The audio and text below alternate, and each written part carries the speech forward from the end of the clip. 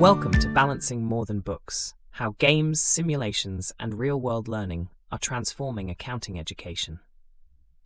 Welcome to the show. I want to start today with a story. Picture a lecture hall, maybe 200 seats, fluorescent lights humming overhead. A professor clicks through slide after slide of debits, credits, and journal entries.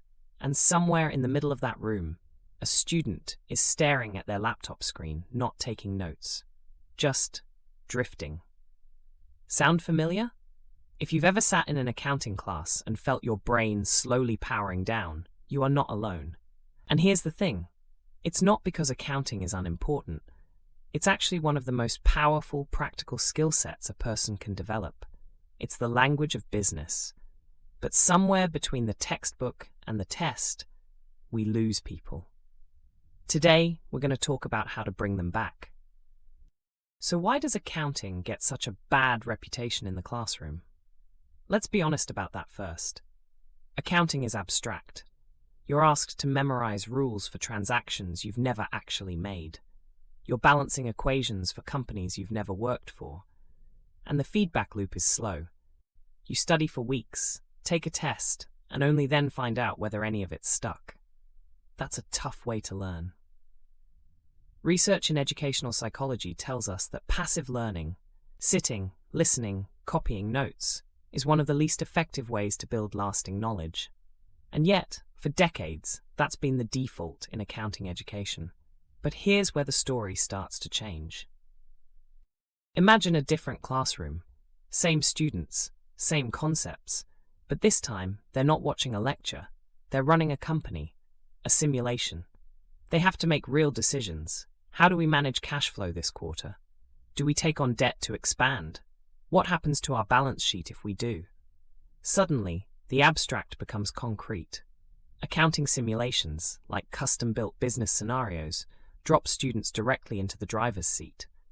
And something remarkable happens. Students start asking questions the professor didn't even prompt. They start caring about the outcome, because it's their company, their numbers, their call. That's the power of experiential learning. Now let's talk about games. Because yes, games absolutely belong in a college accounting course. I know that might sound surprising, but think about what a well-designed game actually does. It creates stakes. It creates feedback. It creates the desire to try again when you fail. There are accounting-specific games and competitions, like the ones run through organizations such as the American Accounting Association, where students compete to solve real financial puzzles under time pressure. And there are gamified classroom tools, like Kahoot or custom quiz platforms, that turn review sessions into something students actually look forward to. When you add a leaderboard, a timer, or a team challenge to a concept like ratio analysis, retention goes up dramatically. I mean, think about that for a second. The content hasn't changed, the delivery has.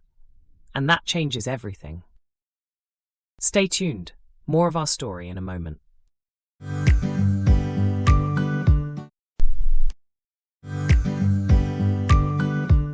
And now, back to our story.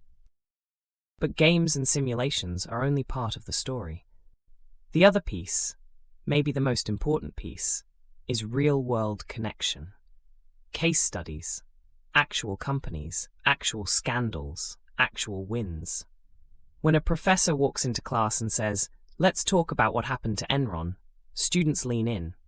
When they analyze the financial statements of a company they've actually heard of, or work through a case where a small business owner made a devastating accounting error, suddenly the stakes feel real.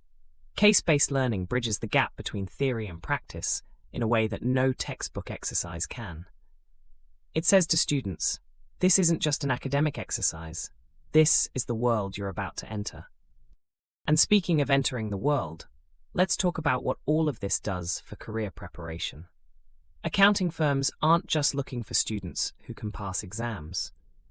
They're looking for people who can think critically under pressure, communicate financial information clearly, collaborate with a team, and adapt when the numbers don't tell a clean story. Active learning methods build exactly those skills. Collaborative projects teach communication and teamwork. Simulations build decision-making under uncertainty. Real-world cases build analytical thinking. And educational technology, tools like cloud-based accounting software, data visualization platforms, even AI-assisted financial analysis, gives students hands-on experience with the actual tools they'll use on the job. That's not just education. That's career readiness. Here's something I find genuinely moving about all of this. When students engage with accounting through active, meaningful experiences, their relationship with the subject changes. It's not just about confidence, though confidence absolutely grows. It's about identity. Students start to see themselves as accountants, as problem solvers, as people who understand how money moves through organizations and why that matters. And that identity shift, that's what creates a lasting career, not just a degree. So here's the takeaway I want to leave you with today. Accounting doesn't have to be the class students dread. It can be the class that changes how they see the world. When educators commit to active learning, when they trade passive lectures for simulations, swap rote memorization for real-world cases, and build classrooms that feel more like training grounds than test prep centers, they don't just teach accounting. They build accountants. Curious ones. Confident ones. Ones who are ready for whatever the profession throws at them. And honestly, that's worth every minute of redesigning the curriculum.